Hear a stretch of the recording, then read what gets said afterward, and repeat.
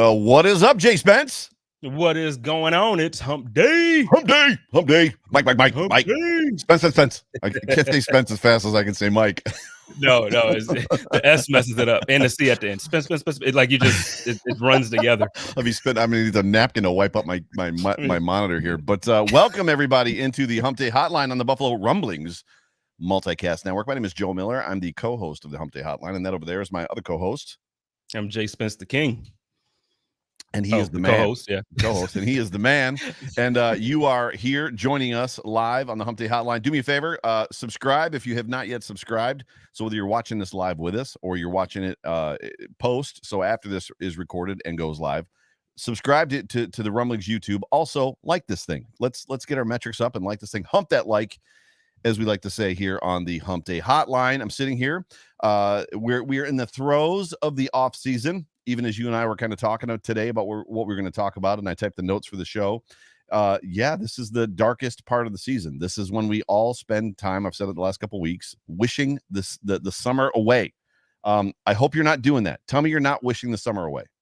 No, I'm 100% enjoying the summer. I just can't wait for the season, if that makes sense. Like I'm gonna enjoy my time, but I am so ready for the season to hit, man. Yes, and Chris Janke, you are absolutely 100% a contributor to the show. So yes, 1,000,000%, yeah. For sure. But welcome everybody. You're gonna get some rehash tonight. Everybody's talking pretty much right now about the same exact things. I'm not gonna spill it out. Hopefully we have better takes. I believe personally, and I said this to you, wherever we want to start is fine. I'll probably let you pick from the bag as far as where we start. But when we talk about the stadium and we talk about that news, you and I, in my opinion, and I could be wrong outside of one or two content creators that I know about, you and I come from a little bit of a different angle in that I am a current season ticket holder and you have recently been a season ticket holder. There's a lot of displaced Bills Mafia content creators that go to one game a year, maybe. Mm-hmm. Yeah. So you and I are different because we are very much, in my opinion, and I believe that you probably would have season tickets still, and maybe you will at some point in time. Buffalo, yeah. But even if from Arizona, I know people that are out of state that have season tickets. It wouldn't surprise me in the next couple of years if you end up getting season tickets. It's just that's because you could sell them, right, and make all the money back. But who they're trying to cater to are season ticket holders. They're not trying to cater to the dude that lives in North Carolina that's going to go to one game a year, probably in the summer months or September month. What's September still summer?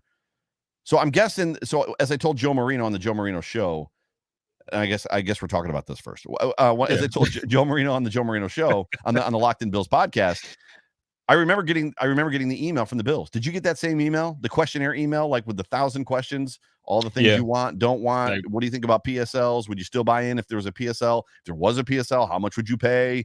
Blah, blah, blah, and all that stuff. And I was like, no PSL, won't pay anything, no PSL.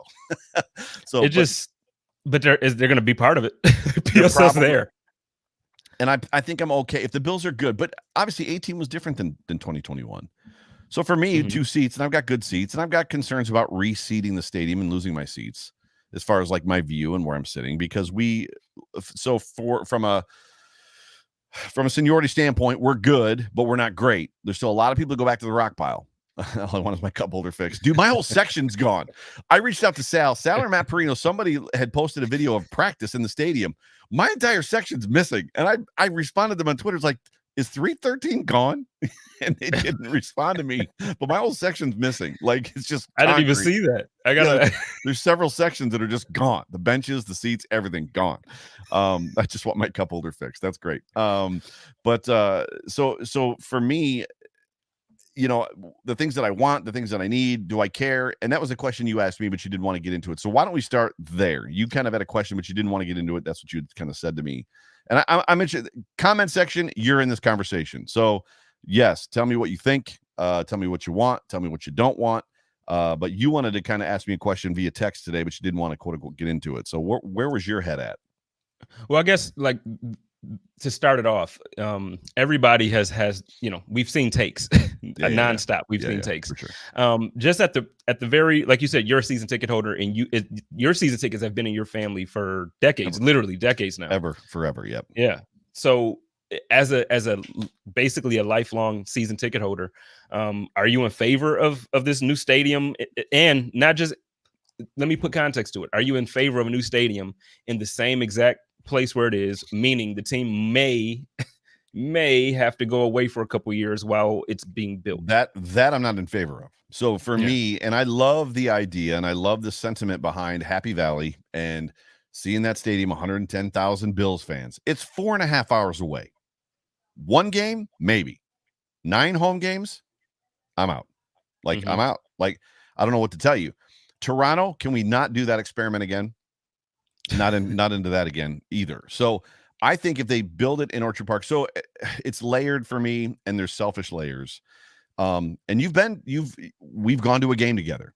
And I think I told you this after the Colts game or even before the Colts game. I was like, watch this, bro. We're going to be home in like 20 minutes. And that's, so I grew up a football fan in a family of football fans. We did not tailgate. That's not what my family did. I'm obviously a vocational minister. I work Sunday mornings, every Sunday morning. My dad is not. My dad's not even a believer, as far as I know. He could be, but I don't think he is. And if I'm speaking out of turn, Dad, if you're watching, I'm sorry. He doesn't go to church regularly. Let's say that. So wherever he is on his belief system is his own business. He doesn't attend church regularly. Never has my whole life. So, but we're not tailgaters. So we would leave my dad's house at 12 o'clock, noon. We would drive down Southwestern Boulevard just like you and I did, although we had to pull in the lots. But normally we would turn left into one of the personal lots, and then we would walk into the stadium and get in there about 10 minutes, 5 minutes before the game started, just in time to grab a hot dog, get in our seat. Game over. As soon as the game's over, we walk out of the stadium, turn right down Southwestern Boulevard. I live in Lakeview, Hamburg, and we would be home, and you can verify this, 15, 20 minutes. Right away. It was right. And then the thing, when we went, obviously it was 7,000 fans in the stadium. So I mean, it was even quicker in a way. Like there was really no traffic once we got out of the lot. Once I hit 7 corners, which is no longer 7 corners in Hamburg, it's a straight 55-mile-an-hour haul home. And so you're talking 2 miles, a mile maybe, and then I'm home. So selfishly, I want the stadium in Orchard Park. Legit, from a selfish standpoint, because I don't want to be stuck in traffic for an hour and a half after a football game. I like getting home. I like being able to turn on the 4 o'clock game, grabbing a pizza on the way, right? All that kind of good stuff. So for me, there's some selfish reasons behind it. However, at the very same time, what would be ideal? It would probably be ideal to have it downtown in Buffalo, someplace great. Would you agree? Where do you land on that? No, I don't. I think it should stay in Orchard Park. And I've been on the side where I believe it should be downtown.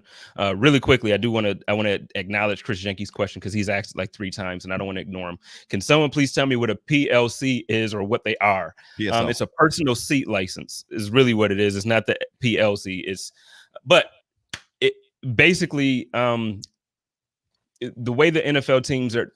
You might have a better explanation on this, because I haven't really looked it up. But basically, I guess it's the new technology way to sell season tickets, or I haven't done a ton of research on it. It's actually not about selling season tickets, and I don't know if you can see my calculator. It's about funding the stadium.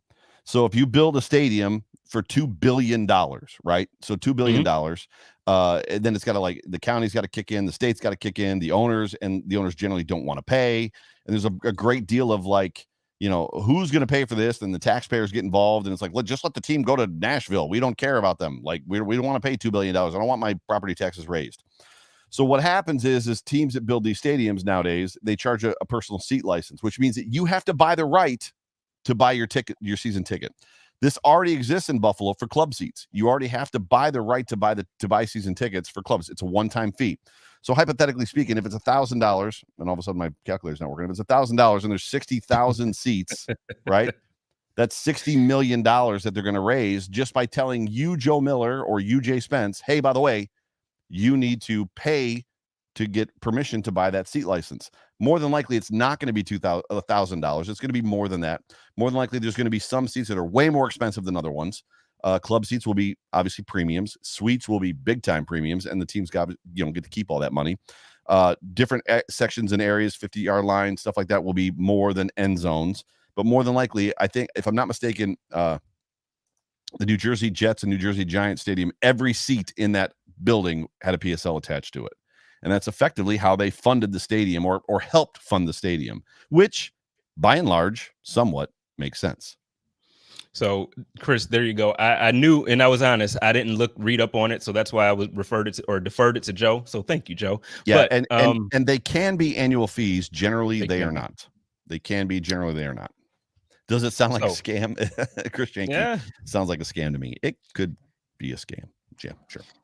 Well, so back on your question, I don't necessarily think it should be downtown for a couple of reasons. One, the first reason is, I don't. I've lived in Indianapolis when they first built Lucas Oil Stadium. They had I PSLs as know well. they did, and Yep. and I do recall. First, I obviously understand that Buffalo and Indianapolis are two completely different cities, so I don't think that every factor is going to be the same. However, I remember how affordable it was to go to Colts games, even with Peyton Manning there winning, 13 games a season, Oh 12 yeah. games a Oh season. yeah. It was Oh very yeah. affordable. Right now, the team, they made the playoffs last year, but the team, since they lost their quarterback, since he retired, they've been kind of in limbo. So they really haven't been great. They've been competitive, but not great. You can't get in the stadium for under 250. Right. So, right. So when I'm talking about from that standpoint, as not a season ticket holder, but as a regular fan that wants to go working Buffalo, there's a lot of people who will no longer be able to afford to take 3-4 kids to the game, or to take, people coming in from out of town without it really being something that they have to save up for and make it a big deal. Well, As far as potentially, season ticket holders, I'm with you there. Potentially, if you're buying, I don't think it can be any other way, man. If you're buying single game seats, there's not a PSL for that. No, I'm not talking about PSLs. Now I'm just literally talking about the price of the ticket. There's no way that cost is going to stay the same as it is right now in Orchard Park. People are complaining right now. More than likely, yes, you are correct. More than likely, the rock pile is gone. $25 or $29 a ticket. More than likely, that is what's going to happen. And there was a lot of conversation, and I love the conversation that was on the Bills guys on Monday. They were talking about is there enough money? I know I'll no longer be able to take both my kids. You don't know that. I mean, you never know how it's going to work out. You might have someone nice in your family that can take you to a game, or they could give you their tickets, or a friend. What's going to happen effectively? It's going to come down to money. It always comes down to money. And this is what I said to you in the text. And we're not really, we haven't really discussed a whole lot yet as far as what we want. So I'll open that Pandora's box. For me, it's got to be a football stadium. Do you know what I mean? You said you've been to Lucas Oil. Do you know what I mean by a football stadium? It's got to be a football stadium first. To me, that's the number one priority, whether it's in Buffalo, North Buffalo, heck, Niagara Falls, which I'm not necessarily opposed to it being in Niagara Falls to draw in that Toronto crowd. Orchard Park, it's got to be a football stadium first. I don't need giant gathering areas. I don't need big, huge, like the Bengal Stadium. I've been to Bengal Stadium. I've been to a bunch of stadiums, Ford Field. I've been all over the place. And I think you've been to a bunch of stadiums as well. I don't need big, giant gathering areas where people are paying $185 a ticket to go down for 3 hours and drink beer and meet girls and not pay attention to the football game. I want a football stadium where everybody that paid $1 or whatever they paid for the ticket, their butt is in the seat and they're watching a football game. I want a football stadium first. For me, that's probably the most primary thing. Give me a football stadium first. I don't need a stadium where I can roll in at 12:45. The game's going to kick off at 1:00. I've got reservations in the steakhouse to eat a steak at 1:15, and I'm going to eat a steak in the steakhouse in the stadium and pay $500 for it. I don't need that crap. That's not what I want. Though? And I'm sorry to cut you off here, but you know what? That's part of it, man. You build a new stadium. They're not going to just build a football field. You know what I mean? But when you're spending this type of money, they're going to have completely different types of club seats. They're going to have Clubs interactive. Are different. They have but I'm saying I'm starting off with that. Yeah. But what I'm saying is I'm starting off with that, but then you're also going to get all of this stuff that all of these look at the Rams stadium. Look at the Vegas stadium. They have clubs, literal, you can buy a table in the end zone. Right. I'm telling you, that's where it's going. And now the entertainment factor of the game is no longer going to be the game. It's the event. It's going to the stadium more so than going to the game. There's a measure of it that I agree with. So obviously inside of KeyBank Center, they've got a restaurant inside of KeyBank Center. Great. It's a little different. There's rail seats where you can watch the game, the hockey game. right now, the Jim Kelly Club, the Paul McGuire Suites, they have an area inside where you can go up. It's inside, it's warm, it's nice, but there's TVs everywhere, and the big wall of TVs that have the Sunday Ticket. Every game is playing on a giant wall. So, like, if the Bills getting throttled, you can go inside, warm up, get some chicken wings. They have better food than all of us that don't have money to sit in club seats as well. But you can watch whatever game you want to watch because it's on the wall. It's just different for me. I don't want to be at a football game, and I think if they do this, I don't want to be at a football game where they have missed the primary customer that they are. And I'm a marketing major. I went to college for marketing, where they've missed the primary customer. You and I are the primary customer. Give me a football stadium where I got great sight lines and the stadium is going to be loud and the fans are going to be in the seats. Don't put me in a situation where you've priced me out because you're looking for everybody driving Land Rovers and Mercedes, and it's going to be like Lucas Oil Field. You've been to Lucas Oil Field. Mm-hmm. And you've heard me talk about the three types of fans in the NFL. There's the Buffalo Bills fans that are smart. So it's, the opposing team is on the field and they're huddling. The crowd's, murmuring, getting kind of loud. They break huddle. The crowd gets loud. The play happens. As soon as the ball snapped, what happens at Ralph Wilson Stadium? The crowd gets quiet. Because, what matters is that communication before the snap. Right. And they're quiet until they break the huddle. They get loud. If it's third down, they get crazy loud. Kansas City, loud the whole time. I've been to Kansas City. I've been to Arrowhead. Phenomenal stadium. As soon as the opposing team gets the football, that crowd is just obnoxiously loud, and they don't stop being loud until they punt. Lucas Oil Field. When the opposing team is on the football field, first down, quiet. Second down, quiet. Third down, they kind of get loud. And the reason is because they're not there for the football game. They're there for the event. They're there for the entertainment. The last game that I went to was actually the Buffalo Bills versus the Colts in Indianapolis. And the thing was, so where my uncle and I were sitting, I had my uncle on a conduct show like a few months back. Mm-hmm. When he and I went, we literally, where we were seating, it was a concert going on behind us. Like directly behind us, there was a concert. Now I don't know country, so please don't yell at me, country fans, but there was like some famous country singer there. And he had a really big crowd around his performance. Right. I'm watching the game. Right. And at the same time, I'm hearing cheering in the back. And it's like, so the Bills score a touchdown and nobody, everybody, there's no booing and I'm cheering, there's a bunch of Bills fans scattered out. So you hear more noise for the Bills fan than you ever expect. I know right now the energy in Buffalo and the way we love our team, I don't see it being that way, but I'm telling you, Indianapolis was like that prior to this new stadium. I know you remember the Bills. I mean, the Colts were part of our division. So I know you remember how they were and how the city, they were like that.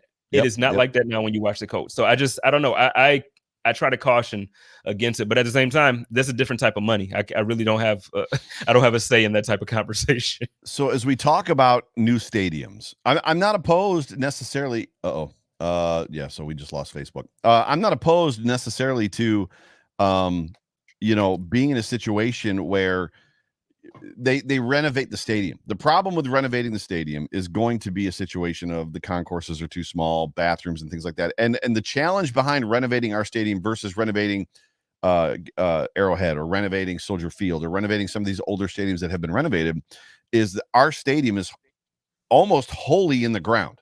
For those of you that have not been to Western New York, not been to Orchard Park, not been to a Bills game, and I know there's several, I think Richard Rush has potentially never been to a Bills game. When you drive up on the stadium, you're going to be like, it looks bigger on TV because all you can see are the two upper decks. That's it. Yeah. When you walk through the tunnel to your seat, you then realize that the entire lower bowl is 90 feet in the earth. Like it's down in the ground. So renovating that stadium, when you talk about everything that's under the ground in that shale, because that's what we have here in Western New York, you probably know that in the ground. I don't know how Chris Jenke again, I don't know how they rework, remodel, redo. How do you get a bulldozer and a track hoe underneath the earth to dig stuff out to make things bigger? I don't know that you can. I think for me, what they're going to have to do is they're going to have to pick a spot, whether it's on the other side of Abbott Road, whether it's in the parking lot just north of the stadium, because they can't do it because the Admar or is it Admar or AdPro sports complex and the headquarters is south of the stadium. I think they're going to have to build a stadium simultaneously. Maybe across the street at Abbott, across Abbott Road, and then implode Ralph Wilson Stadium or Highmark Stadium or whatever you want to call it when it's done. How do you see that? Because I don't see a situation. Penn State and Toronto said, we would love to host the Bills for 2 years. Of course. That wasn't Of course that wasn't the Bills going, and we could potentially play games in Penn State or in Toronto. I don't think the Bills have that plan, right? Well, I hope not. I think that'd be a tragedy for a couple reasons. One, I don't think building a stadium means that our economy has to suffer for 2 years as well. I think that, obviously to help giving those jobs there, like, those jobs will help a lot. However, sending the team away will also hurt a lot. Yeah. So, if you're going to do this, keep the team in Western New York for however long it takes, and build else. Like, either build right next to it, like you're saying, or find another location. Now, you mentioned Niagara Falls earlier. I promise you, I would never come back to Buffalo for a game if it was in the Niagara Falls. So a big piece of this, and we might spend the whole show talking about this, which is great, because I don't know that anybody's expounded upon it as much as you and I might have the ability to do, because again, you and I come from it at a different angle because we've both been longtime season ticket holders. The big word is got to build a dome so they can have a Super Bowl. That's never happening in Orchard Park. And you've been to a lot of football games. How many hotels are in Orchard Park, Spence? 0. The answer is I thought it was maybe 2, but if it's not Orchard Park, then I guess that's Hamburg. It's like Hamburg. It's not 2. But yeah, okay. Camp Road and Hamburg. So, that's what I'm like. And there's 4. So there's 4 hotels in Camp Road and Hamburg, and they're not exactly nice hotels. Like, they're not the Marriott, right? If they put it downtown, they've got a selection of maybe 6 hotels. So right there, infrastructure, in and out, hotels, restaurants.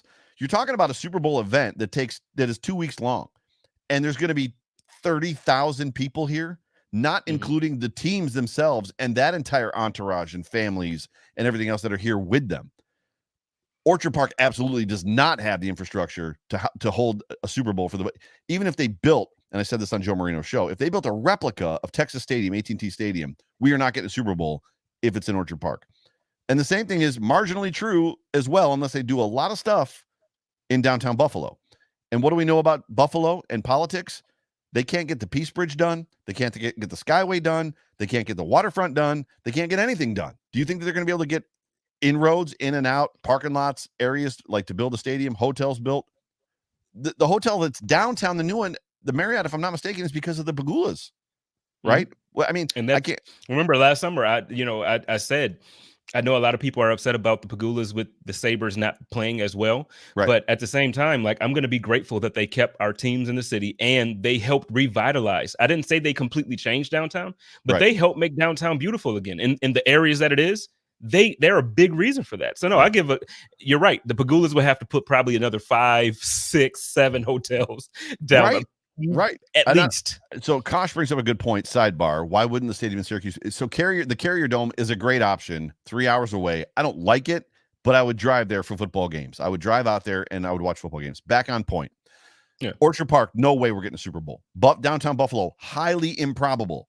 To use, like, is it impossible? No. Is it improbable? Yes. To use a Bruceism. Bruce loves to talk about not impossible, just improbable. The amount of infrastructure, highways, byways, hotels, restaurants in the falls between the American side and the Canadian side makes that a highly probable situation. There's a very good chance that if that stadium was built in Niagara Falls, and the reality is when you think about it, but that's Niagara Falls, that's not Buffalo. Well, right now the stadium's in Orchard Park. It's not in Buffalo. So I don't know that the reason why I say matters. But the reason why I say no to Niagara Falls is just 100% on the concept of, can you imagine how that bridge is going to be coming back from the game? The Grand Island bridges. Oh my God, no! And then even just if you want to take Niagara Falls Boulevard all the way back to the city and then jump on the 90 or whatever, the boulevard is going to be no, Joe. The funny thing about that is you bring up a great point. Why in the world in 2020 are the 2 Grand Island bridges still there in the current condition that they're in? They just keep scraping the rust off them and repaint them. You are. And then, but that comes back to your point. It's not just Buffalo. It's not Niagara Falls. It's New York State, in my opinion. And I don't want to get into a political discussion, but there always seems to be a lot of things that just don't get done. And when we're talking about stadiums, you kind of have to, you can't not be political in a sense, because all of it is a factor. It matters. So it is politics. At the end of the day, Andrew Cuomo should be calling the Pagulas and being like, hey, Kim and Terry, I got you both on the line, right? Listen, You're the only NFL franchise in New York State. Only. Whatever we have to do. What you need. Whatever we have to do, you tell me. I'm getting it done. Yep. ASAP. Like, what do you need? Let me make some calls. I got you. Like that, to me, that's the type of phone call it is. It shouldn't be anything else. New York State, the Empire State, the state with the largest city in the country, has one NFL franchise 8.5 hours away from it. And they're probably gonna push back, right? Well, I mean, Buffalo is always, the Cinderella before she became Cinderella to the state. We're the unwanted stepchild. We're the unwanted one that's in the basement that has to clean. Like no one wants to claim Buffalo, which is fine. We don't need New York City to claim us. We don't want to be claimed by them, which is okay. Cut them off, like lop them off. Yeah, let them have their own state for all we care. But exactly. The thing is, we are connected, unfortunately. And with that being said, the way the funds are allocated throughout the state, it's a tragedy how Buffalo and Western New York seems to always end up on the short end of the deal. And I think we're gonna hopefully this will be different. Hopefully. I just can't see it. I mean, they're talking about if and this isn't politics. This is real life. I don't Republican, Democrat, I don't give a crap, or libertarian. It literally comes down to what you just said. Buffalo gets the short end of the stick. Conversations. I live in Lakeview. Conversations are, we want to put windmills off the coast of Lake Erie and like gain wind power. So you want to destroy the view of Lake Erie, the waterfront of Lake Erie, by putting windmills out there. The other one, we want to. This has been a couple of years, and I've lit up Twitter over this. We want to put. There's plans to put a 1 million square foot marijuana growing facility on the outer harbor on the waterfront in Buffalo. You want to put a 1 million square foot whatever plant on the waterfront. You build your marijuana producing facility. I'm all for it. Like, build that thing, but build that thing in Lancaster. Build that thing in like Clarence. Build it Marilla. Build it someplace away from the waterfront. Like, give the waterfront to the people. This is like, why does Buffalo? I don't know. A lot of people like weed, Joe. A lot of people like weed. I'm just saying. Well, if they're giving tours, maybe if they're giving tours, that's different. I'm just saying. Why is only, and you're gonna get me fired up, and you know this about me. I know. That's why I'm poking the bear. Why is Buffalo the only city in America where the people don't move to the water? I've got $8 million in the bank. I'm going to build a house out in Clarence. Why would you not move to the water? Every other city in the country, people move to the water, but this city. It doesn't make sense to me, and the government loves it. You know who owns the waterfront in Buffalo? Do you know? Who's that? And who has held it and owned it since like the 1890s? The Niagara Frontier Transit Authority owns all the waterfront in Buffalo, and they're holding it hostage. Why? Because in 1890, we had the Erie Canal, and it completely made sense. Yeah. In 2021, doesn't make sense. There should be restaurants and boardwalks and hotels and stadiums and crazy stuff out there for the people to enjoy. Malls. And don't get me started on it's cold in Buffalo. There wouldn't be outdoor malls. There's outdoor malls in Columbus, Ohio, and Cleveland. Outdoor malls. And in New England, where you walk out. There's no like inside malls. You walk around on sidewalks, then go in stores. Like, it doesn't matter that it's cold. People shop. It's what they do. Yeah. They do all year round too. I digress. You got Joe fired up about the stadium. I hope but even in that conversation, I hope I lived away from Buffalo for 13 years. I hope that it comes through the passion that I have for this city and the love that I have for this city. This is my hometown. I'm a son of Buffalo. You're a son of Buffalo. I want it to thrive and be amazing and be the greatest city in America with the greatest football team in America and hockey team. But until people get out of their own way and stop making stupid decisions. 20 years ago, before they built the KeyBank Center, I said this on Joe Marino's show, they should have annexed, which means taken over the majority of Bethlehem Steel, because Bethlehem Steel was closing at that point. That was when they were imploding the coke mills. They should have annexed it, taken it over, because they're all brownfields. You can't do anything with that land. It's all contaminated. You pave it, put all 3 stadiums right out there. Baseball stadium, hockey stadium, football stadium, and 7 hotels. That's what they should have done. Speaking of that, can we get a baseball team? I feel like we've seen the experiment be successful, and we can absolutely support a Major League Baseball team in Buffalo. We can support an NBA team in Buffalo. We can support. I about broke Twitter with that comment that we're ready to like have a baseball team. And one of the things that some people were like, well, it's a novelty right now. They were saying like, and the stadium only holds, I don't even know what it is, 18,000 or 20,000 people. And then somebody chimed in. It was like the average attendance for a baseball game in 2019 for the Blue Jays was 29,000. I was like, eek. That means that we could probably support a major league franchise. Well, and I don't know if everybody remembers this or not, or if anybody actually cares to, like, when stuff like this comes up, to kind of read up and do research. There was an expansion project in the past where they were going to add decks and they were going to expand the seating. Right. But because we lost the bid for whatever major league team that we were looking for at the time, they just scrapped it. Okay. Yep. So we lost that bid. They just scrapped the idea. We can absolutely remodel to put seats in there and seat another 10,000, 15,000 people. So I don't subscribe to that losing way of thinking. I feel like we can absolutely support. We're a sports town. And I get that right now it's hockey, so a lot of people don't love basketball. But I guarantee if you put an NBA team there, I guarantee it'll be sold out every single, like I really believe that. When the Buffalo Braves were there, people still talk about the Braves. The Buffalo Braves is when the chicken wing was invented. As rumor has it, as the story goes, at the Anchor Bar, the Braves game ended and a whole bunch of people bounced their way down to the Anchor Bar and they were out of food. So Mama Teresa, I think was her name, like had nothing left but old chicken wings. So she whipped up some sauce and threw the wings out there, and the rest is history. There you go. Right. So I feel like we can support any type of franchise, but I don't want to go too far off the topic. I just wanted to throw that out there. Yeah. Well, it goes back to being sold a bill of lies by the NFL, primarily the NFL, for 20 years that Buffalo wasn't big enough to carry a football team. And I'll give the comment, the listeners and you this nugget, and I've told you this before. When they talk about TV markets, Buffalo is the second smallest TV market in the NFL. That's true. However, what is not told to you is that Buffalo, they're only counting the people in Erie County and Cattaraugus County and Niagara County. They're not talking the people an hour away in Monroe County because they have their own news networks. They're not talking about the 500,000 people that live in Hamilton, Ontario, because they're in another country. They're not talking about the 5 million people that live 90 minutes away in Toronto, and they're not talking about the 150,000 that live in Erie, Pennsylvania. All they're talking about is Buffalo can't support a football team because in Erie County and in Buffalo, there's only 1 million people. And that's the lie. That is the lie. But when I look at the ratings, though, and obviously I'm gonna be honest, I'm not big into like ratings for TV, so I don't understand how they come up with them.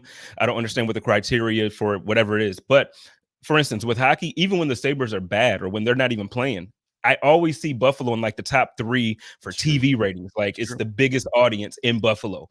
I just don't get it. Like they say all this stuff about it, but statistics show that we can absolutely, because we support your teams when our teams aren't in it. Well, the reality is, the reason is because there's so many displaced Bills Mafia members. There's so many displaced Buffalo Bills people as far as that goes, which is why you and I are trying to create a radio station, which we're not getting a ton of traction on right now because it's the off season and it's totally dead. But literally, there's millions of Bills fans and Sabre fans and Buffalo natives or branch members of Buffalo natives that live North Carolina, Arizona, Florida, Georgia, you name it, Tennessee, all over the place.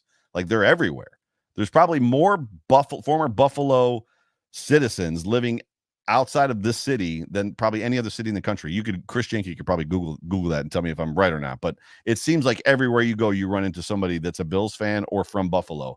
And I can tell you that I've lived in a lot of places, and I don't ever remember coming across a Saints fan. Right? No, you know what? You're actually right. And being out here, like there's obviously Arizona, Phoenix is one of those towns where it's like everybody moves, from all over the country. So I see a ton of fans from everywhere. And I think I've only met one Saints fan this whole year I've been here. Right. How many Bills fans have you run into? A ton. Now I don't know if last year, because I'm leery with people out here a lot of times because it's like, wait, are you fans or are you bandwagon fans? Because there's a lot of people who even on Twitter now, like you go through their timelines from like just search them, they weren't Bills fans. So I'm just curious. Josh Allen's here, Stephon Diggs is here. Now we the new hotness, we the new freshness. So people want to act like they've been fans. I don't know. Yeah, there's going to be bandwagoners, and I've made bandwagon fans. So in the heyday, I converted people to Bills fans. One of my best friends, Marty Pluth, is a Bills fan because one of his friends, he's from St. Louis, he's a Blues fan. And one of his friends did the same thing to him when he was a kid that I did to some of my friends. You got to watch my football team. They're amazing. And then they watch and be like, this football team's amazing. And then they become Bills fans, and they're Bills fans for life. It just kind of is what happens. So let's do this. Let's wrap up the stadium talk, and then we'll move on to Josh Allen. Yeah. What do you want to see? What are your criteria? What do you want to see? What do you not want to see from this idea? So whether it's new stadium or remodel, what do you want to see? What don't you want to see in this news, if you will, of potential coming soon? I would like to see them. I would like to see a new stadium, but I would not like to see it directly downtown. And I don't think Orchard Park should have to suffer either. I think that it should be some type of, I guess, compromise in the middle somewhere along Route 5. Like, I feel like there's a lot of space there. There's a lot of empty warehouses or buildings that can be kind of let go, and we can do this. Like, I don't feel like we have to completely be downtown. Like, Route 5, you can absolutely get downtown easily from there. You can get to Orchard Park. I think it's a good compromise. I don't know if that's an option. I know the waterfront is. I know the Perry projects are. I heard quite a few different locations could be in play. Yep. But man, I would sure hate for Orchard Park to suffer, and I would sure hate the cost of being a fan to go up that much by going downtown. And then what are you looking for as far as the stadium goes itself? Dome, no dome, amenities? What are you looking for? Because if it goes downtown, if you goes downtown, there's going to be no tailgating. That's another thing too. There will be no place. True. There will be no place to tailgate. Yep, that's 100%. I mean, parking garages. People will be in bars and then walking in like other towns. When you're downtown, you go to bars, like you get there early, you tailgate at a bar because it's just not the way to do it. Right. But yeah, no, I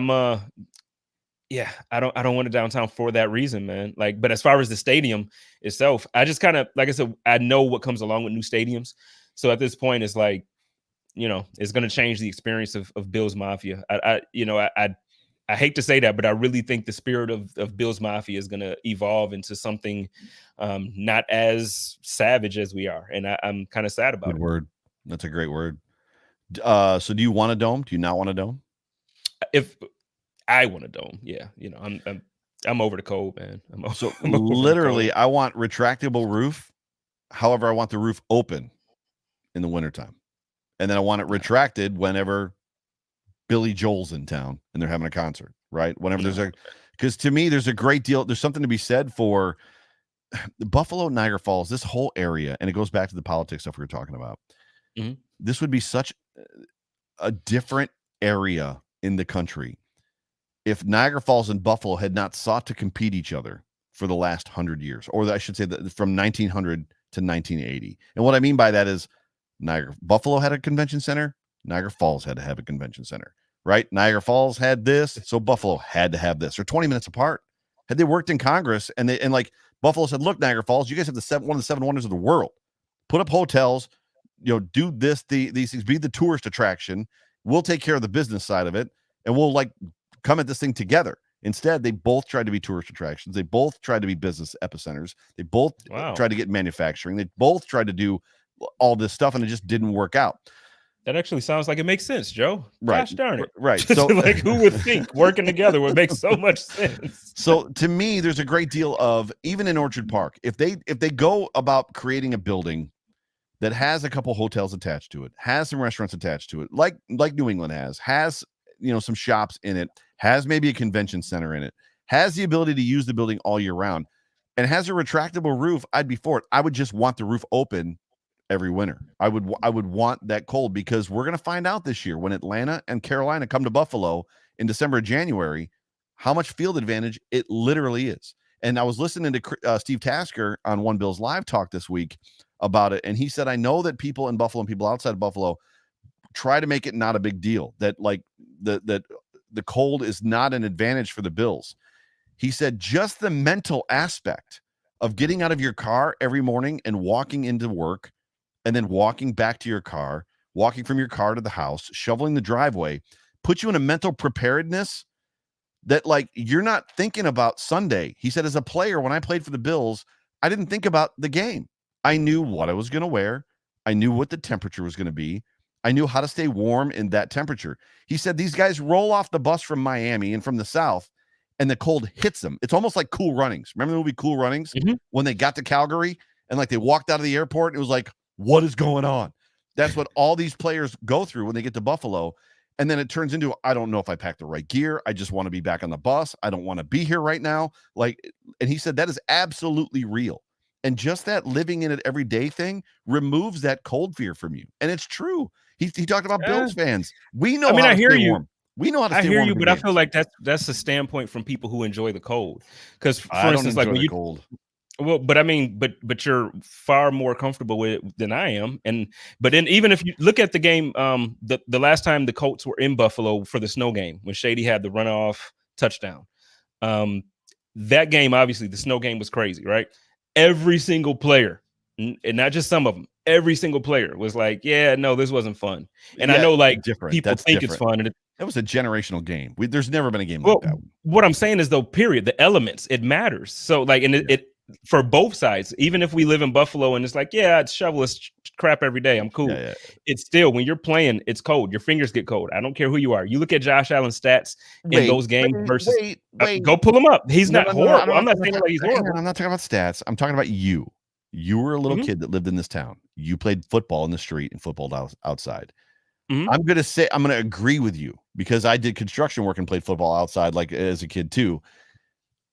Above 21, 22, 23 degrees, you can get warm. Your hands stay warm. You can run around enough, have some fun. Below 19, what I know this from experience. Below 19, you can't get warm. So I agree with you to a point. But if it's 30 degrees, 28 degrees and snowing, it's not that hard to stay warm. You could sweat. I mean, you see the guys say they take their helmets off and they're just steaming. Tasker said this about your point. And he talked about that. He literally brought up that Colts game in the snow. He said as much as that game was a train wreck and it was not fun for the players and, it was a once in a lifetime. We've never seen a game like that in Buffalo ever. He said, and he's right. He said the media, the television, and the fans around the country love it. He said you can't be flicking through the channels, Sunday Ticket, get to that game and not leave it on. And it's true. Like people around the country tuned into that football game because it was insane. It was insane, but it also was horrible football. I was at that game. Nobody wanted to do it. Like I was like, hurry up, somebody score. Like, come on. Nathan Peterman threw a touchdown pass to Kelvin Benjamin, for God's sakes. It was a horrible football game. He threw it to Kelvin Benjamin. I'm sorry. I love the way you say Kelvin Benjamin. He's so disrespectful he's so disrespectful. He literally came in here and stole money. He stole money from Brandon Beane twice. Yeah, he did. Twice. Once in Carolina and once in Buffalo. So you want an open air or you want a dome stadium. You'd like it to be, if it's in Orchard Park, you're fine. You'd like to see some sort of an arrangement where it's not necessarily in Orchard Park, is what you're saying. Yes. Well, if it's in Orchard Park, fine. But I mean, like, to me, best case scenario is somewhere in between both, like somewhere in between downtown and Orchard Park. So that way both communities kind of have equal access to it. And it's the same. It's not like you're not taking anything away from Orchard Park and you're not taking anything away from Buffalo. I think both areas can absolutely benefit from it. And I think the team will still, like, being somewhat in the same area can still benefit from the consistency of being where they are. If you're talking about sending a team, and I know it's only 2 years, but you do send a team to Penn State or you send it to Toronto, it's going to throw off a lot of the operations. Just everything is different, man. Everything is different. Keep our guys in Western New York. Could you imagine the team we could potentially have winning a Super Bowl or two and then playing not in Buffalo for 2 years? Now, I get it from the Pagula standpoint. It's probably an exciting idea to be like, oh, we can literally grow an entire new fan base in 2 years or whatever, and then have, like, I know it's revenue and it's like it's ways to think about it, because long term, after you leave, you're gonna have a bunch of kids that grew up like, oh, the Bills were in my town for 2 years. I'm a lifelong Bills. I get it. Hell no. No, I just can't see it.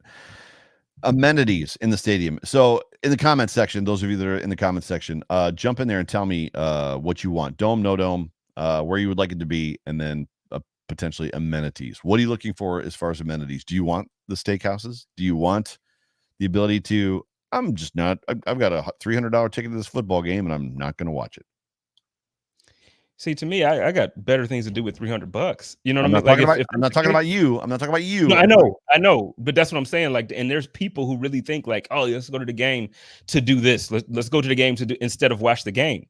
So like for me, like even bringing that question up is just a wild concept. Like, you're really going to spend $300 to go and sit somewhere and talk to people and drink I mean, I guess that's what we do, but we watch the game. Like, I feel like Bills fans are different from fans I've met around the country. We watch the game. Well, that's the difference. Bills fans, when the clock starts, watch the football game, right? I forgot to put this up Oh, earlier. no, I Daniel, saw it. It's hilarious. Yeah. Hilarious. Bills fans, when the clock starts, watch the football game. Bills fans understand we party before the game. We party after the game. Yeah, outside of Ford Field and Cleveland and a couple other stadiums, and I'm not an expert. I haven't been to all the stadiums. For the most part, they're building what Tennessee's built. What or not Tennessee? What Texas built? What Dallas? Sorry. What Indianapolis built? What Cincinnati built? Places for gathering areas and different things like that, where you buy a ticket and you go in and you spend another $500 not paying attention to a football game. I don't get it. Like, you're not a football fan if that's the case. Like, right? Yeah, I mean, it's just completely tragic. And I'm looking forward to like completely different stadium, completely different thing. But I've never been to Allstate out here or State Farm. I'm sorry, State Farm Arena out here. I'm looking forward to comparing it because it obviously it's a dome. Like, it's too hot out here to be. It's also it's also new, so it's going to look totally different. Right. So it's super new. So I'm looking forward to that experience to kind of compare. They say there's tailgating. I don't see how there is the way it's built. It's very close to downtown Glendale. Beautiful area. I'm sure there are some people in the comments who have probably been, but I'm interested to see the difference between the two. So it's the Jacksonville, and somebody talked about it earlier. It's the Jacksonville like glass pool at the top of the stadium, right? In Jacksonville, which they just put it. That the girls in the bikinis aren't paying for tickets. Those girls are not paying for tickets. And the dudes that are in the pool with them aren't watching the football game. It just is what it is. Or the Miami Dolphins, you've seen them. The teal green recliner seats around the state, like at the first row. You've seen them because nobody's ever in them. They're empty. Nobody ever sits in those seats. And I heard somebody talking this week about another stadium. I don't remember which one it is, where they've got seats right up close to the sideline. However, they're like in the ground. So you're like chest height to the ground level and you can't see anything. And it's just, so I don't know. I digress. For me, I want an open air stadium. I want a football stadium. It can look glorious. It can look beautiful. I love Allegiant Stadium, in Vegas. Mm-hmm. It can be glorious. It can be beautiful. Give me all the TV screens. Give me all the monitors. Give me all the glitz and glam inside that, because to me that doesn't detract from the football game. That helps the football game. Give me the fantasy football trackers. Give me highlights running and scrolling and things like that. Give me good food. I want good food. I want to sit and eat good food. I want a football stadium. I want an outdoor football stadium. Selfishly, I would prefer it to be in Orchard Park. If they put it in Buffalo, that's fine. If they put a dome in Buffalo, I think it's a miss for me. My man Chris said he got to look good for in the bikini to get free tickets. Yeah,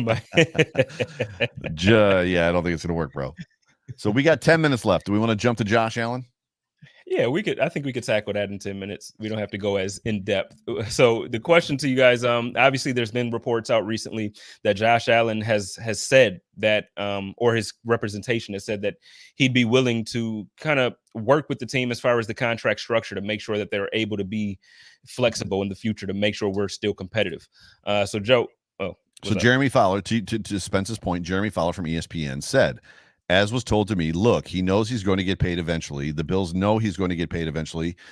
So neither side is particularly worried about it. I'm told that Allen loves being in Buffalo enough where he's willing to structure things, that helps the team a little bit. Certainly, he's not going to take a discount by any stretch, which is funny. He's a top 5 quarterback, and Chris Sims said that he's a top 2 quarterback, but he wants him to stay competitive in future years with him in the fold, which goes back to your concern about windows, Super Bowl windows. So now, what were you going to ask me? Well, just first, I mean, when you hear that report, because I've seen people now, I guess in a way, kind of take that like he's going to take a discount. I don't hear that and hear discount. Nope. What kind of so when you hear this statement or this report, what do you take from it? It comes down to contract creation and contract structuring. And what's hard about it, and I've got the Spot Track stuff up. You're looking at the difference between, and Spot Track has him his average annual salary being 42.1 million right now. This year could blow that number out. We're literally living right now in a world where Josh Allen, every day that passes, Josh Allen gets more expensive to sign. Right. And if you let him get to the season and he has another one of these that he had in 2020, that 42 million looks like 48 million. They've got him up there with Deshaun Watson, Patrick Mahomes, Dak Prescott, Carson Wentz. Obviously, Prescott is the most recent 4 years, $160 million, $40 million signing. A contract like that puts the Bills in a situation where there's not a whole lot that they can do to wiggle. They could set it up so there's more money in the backside potentially. However, it's limited. It's 4 years. 4 years strangles or potentially strangles and doesn't give you the kind of the amount of leverage or flexibility, if you will, to move around. Obviously, Mahomes' contract, when it came out, $500 million, 10 years, we were all blown away as far as that goes. The problem with this contract is he gets no good money, and by good money, I mean huge money, until 2027. And by the end of this thing, his contract numbers are ridiculous, which makes you wonder if they're going to keep him around towards the end. Obviously, he's going to get his guaranteed money. So it's going to be something between those numbers. I think what you're going to see is it's probably going to be longer. I bet it's going to be 6 years, would be my guess, to give the Bills that flexibility, maneuvering ability. And it's going to be structured, or he's willing to structure it in such a way that Brandon Beane can do what we have seen Brandon Beane do this year. Move money forward. Oh, we're just going to take and transition all that into a signing bonus, and it just opened up $25 million in cap space for us. That's what I think is going to happen. However, I think 42 is low. I do too. I think it's going to be somewhere around that 56, 58, like you said. A year? I think Josh was the MVP runner-up. He was. You get what I'm saying? Like he would have won the MVP the year before. Had he played that season the year before, he'd have won it. If that year before, if he had the same exact season, he would have beat out Lamar Jackson easily.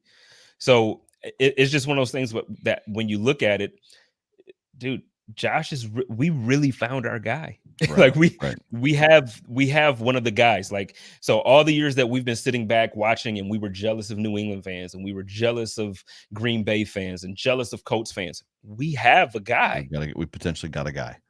No, I mean, and I know it's been 1 year, so it's tough to we got him, Joe. Like, he's not going back. Like, he's so locked in.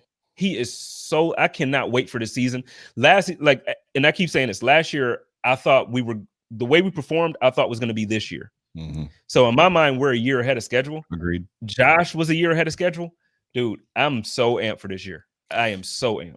So Amanda Davey, thank you for being a part of the show. JA17 is humble. He will do what he has to do to make money moves. So I've thought a lot about this. Josh Allen is humble. It's true. He's smart. His family is not well-to-do, but they're not exactly, they didn't grow up poor, right? I think he's smart enough with his money and has enough good people around him, and he's got a good solid head on his shoulders that you could probably argue, if you wanted to, 40 million, 30 million a year, does it really make a difference? I don't know that it doesn't make a difference. I think there's an aspect to you get the money you can. Richard Rush agrees with me, 6 years. He's 24 years old. Imagine him signing a 6-year contract this offseason in the dark days of summer, which is where we're at right now. That means that contract is going to come up when he's 30. But that's the goal, and then we still have another 7. If he plays like he did in 2020, when he's 30, he's going to sign a $500 million contract, if not more. It's going to they might just be like, we want to introduce to you Josh Allen, co-owner of the Buffalo Bills. I mean, I know we just had a different type of election last night in Buffalo, but I'm telling you, they might as well just make Josh the mayor going forward. Like, just give that dude the key to the city, like, for real. Not like a little, kind of sort of thing. Just give that man the keys and say, go ahead and do your thing, Josh. Because I'm telling you, he's there. He's not going anywhere. And the way we love football in Western New York, that guy is king. Yeah. It could go sideways. I mean, look how quickly it went sideways on Cole Beasley. I mean, it doesn't take much in this town to run a guy out of town. We ran Jason Peters out of town. We ran Marshawn out of town. It's different, man. All the and with respect. So I'm not. This isn't hate or anything. All the stuff in the past that kind of came out against the guys that we look at as legends. Jim Kelly has some personal off the field issues. Bruce Smith he wanted to quit football at one point because of the way Bruce Smith was Buffalo he got busted for cocaine and was in rehab. Yeah. Bruce, yeah, and so, he yeah. was, and so I mean there was a lot of things going on but the way Bills fans, I feel like right now it's in the moment. Fans are going to appreciate Cole Beasley for what he's done for Josh Allen in the last 2-3 years. Like, they're going to appreciate Cole Beasley. It's not going to. I don't think it's going to be as ugly as it feels right now. It feels ugly, which it does. But yeah. No, Cole I'm just is saying, an important. I'm just saying hypothetically, he says one wrong thing, and all of a sudden, Bills Mafia, and especially in a losing season, he says the wrong thing in a losing season, and Bills Mafia could turn on him. I don't foresee that necessarily happening. Will there be struggles and challenges on the way? Yes, obviously, that's what makes you a better team. I think 6 years, 7 years is probably the number. It'll be interesting to see how it's structured, and where that money lies. I would not want to see a situation like Pat Mahomes where all the huge money and the huge numbers are in the backside, like way down the road, because that just screams that, yeah, you're probably not going to be here year 8. And that's not what I want to see. I want to see a situation where he's locked up. It's fair. They can maneuver inside of it. And we know you think that's what it says, though? See, to me, when I look at KC, I look at it like, okay, yeah, we gave you your guaranteed money up front. We got it blown up at the back, but we're just going to restructure that at that point. Like, once all the guaranteed money is gone, they rework those deals all the time. Like, I see it I see them having like a fluid. Go ahead. I'm sorry. I was going to say that, but the numbers are real. So restructuring is restructuring, but those numbers are still real. So they have to push those numbers back out again. So it just turns into, at some the chickens come home to roost at some point in time. But yeah, I mean, you're right, but I just don't see them ever saying, like, unless he really, he has to fall off a cliff. He will not do. Yeah, Mahomes is not falling off a cliff. Them ever saying 8-9 years? No, yeah. Mahomes is in at least, if they're smart, he's in Kansas City for the next 20 years. Yep, for sure. Yeah, unless he can afford him. Yeah, which can very possibly happen. Right. So I want to see 6 to 7 years spread out somewhat even, giving them the opportunity to move money around if they need to. And then him cashing again at 30, 31, and then he's here till 37, 38 years old. To me, that would be, man, I said it to you and either Anthony or I said it to you and somebody, just the fact that we did not savor what we had. It was me, Marino, Thompson, I think, and somebody else. Like, we did not savor that time. We were kids, and Marino said it. We were all kids. Anthony Marino said we were kids. Of course, we didn't savor it. I just want to savor every moment of this. I want to take in and enjoy every single game, every single year that Josh Allen and this football team are together, because I took it for granted last time. You just take it for granted that they're going to be good forever. You know what? And it's not even so to piggyback off your point there. First, hi Jamie, good to see you. I know you're late. It's okay. We love you. I love Jamie. I just want you to know, like, I absolutely love Jamie. I'm going to acknowledge her every time I see her. But I know, but I mean, I just love the fact that she's always in here. She's so supportive of you and what you're doing. I absolutely love it, and I mean, but one of the things, like, to your point. So I'm a huge Lakers fan. Mm-hmm. Kobe Bryant, towards the end of his career, he wasn't the same Kobe Bryant. Sure. So obviously I started to, like, because I'm a basketball fan, I just started to watch more basketball from other teams, and the Lakers weren't competitive. So I didn't watch as much. I didn't follow him as closely, not because I wasn't a true fan or because I didn't love him. The Lakers just weren't competitive. You want to watch good games. Right. I regret not watching all of the Kobe that I could watch. Right. The Bills are my team. I want to, just like you, I want to celebrate and appreciate every single snap, even the bad ones. I want to watch them all, feel each emotion. That's part of the reason why I don't want to go live on Sundays anymore. Like, I want to be able to enjoy it, really just enjoy it and be a fan. No, to your point about basketball, I'm not the biggest basketball fan in the world, but I watched a lot of Michael Jordan, but I didn't watch all of him, and I wish I had watched all of him. It's just, Kobe's the same way. There's just some guys that you don't get a chance, right, to see forever, and you kind of take it for granted. And it comes back to, as much as he was Royden, Mark McGwire, that season that him and Sammy Sosa were going for the home run. I was glued. I was glued, tuned into everything as they were both fighting to be the home run champion. Like, that season was incredible. But yeah, I digress. So Josh Allen, the Spot Track has him projected to be at $42.1 million annual salary. Obviously, that's amongst all of this. He's going to make 42.1 every year. I think it's going to be higher. Again, he's not going to be any cheaper than he is right now, unless the wheels come off in a Carson Wentz type fashion. They don't get him signed and the wheels come off this year. I just don't see that happening. that Dak Prescott. I like the comp between him and Dak to a point. I think this is not going to sell well with you. I think he's better than Deshaun. He's better than Carson Wentz. That doesn't bother me. Like to me, Deshaun and Josh are literally like if I was to look at them, they're after Pat. Obviously, to me, they're after Rodgers. To me, they're 3A and 3B. You know, I'm really not. I can't. It's splitting hairs because to me, Deshaun Watson is. We've seen what he can do. Like we've seen this guy. He's incredible. Josh Allen has shown that he can do pretty much the same thing. Yeah. So what it's coming down to for me at this point is consistency. And to me, he's done it more. Watson at this point has done it more. He's done it longer. So that's the only reason why I give him a slight advantage. But what I've seen from Josh, like I'm ready at this point. Like that's why I can't wait for the season because I can't wait for January to be like, I told y'all, he's the best quarterback in the goddamn league. Like I can't wait to have that energy. But because it hasn't happened yet, I got to chill and be humble. But I'm telling you, come February, I'm not going to be too humble on these internet streets. I just want everybody to be prepared for it. It's about to get ugly for every other fan base because Josh Allen. We're winning the Super Bowl this year. I think it's very possible. Amanda, I don't know if winning. I don't know, Amanda. I don't know if you've been on in the comment sections before, but you're like in and you're like big time rolling. I love her. So yeah, this is great. So so come back next week. We like you. But Joe, I don't want to skip. Wait. I don't want to skip past that. You skipping past that. We are going to win the Super Bowl this year. It's possible. No, Joe. See, that's what you're. Oh, ye of little faith. We are winning a Super Bowl this year. I am. This is as a man of faith. I don't believe in necessarily speaking things into existence. So I'm not going to say it in belief that once I say it, it's going to happen. But I'm telling you, it's the window is wide open.